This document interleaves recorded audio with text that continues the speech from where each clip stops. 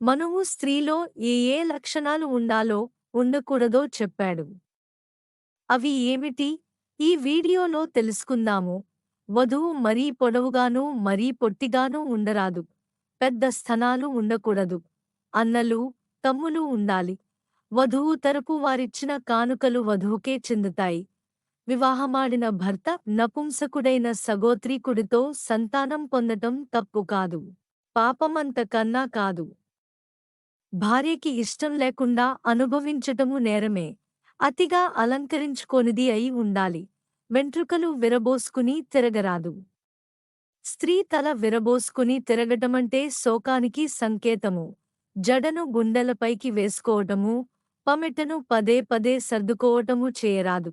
స్త్రీకి కోపము, ఆవేశము, అసహనము ఖచ్చితంగా నష్టాన్ని తెచ్చిపెడతాయి. భర్త మాటకు ఎదురు చెప్పే స్త్రీ, అతిగా ఆవేశపడే స్త్రీ తను సుఖపడకపోవటమే కాదు చుట్టూ ఉన్న వార్ని కూడా సుఖంగా ఉంచదు. స్త్రీకి తినేరాతుంటేనే మగవాడు సంపాదించగలడు. స్త్రీ పాపము పురుషుడ్ని వెంటాడుతుంది.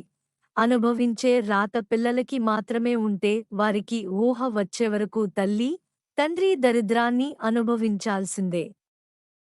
ఈ వీడియో మీకు నచ్చినట్లయితే వీడియోని లైక్ చేయండి, షేర్ చేయండి, ఛానల్ని సబ్స్క్రైబ్ చేయండి.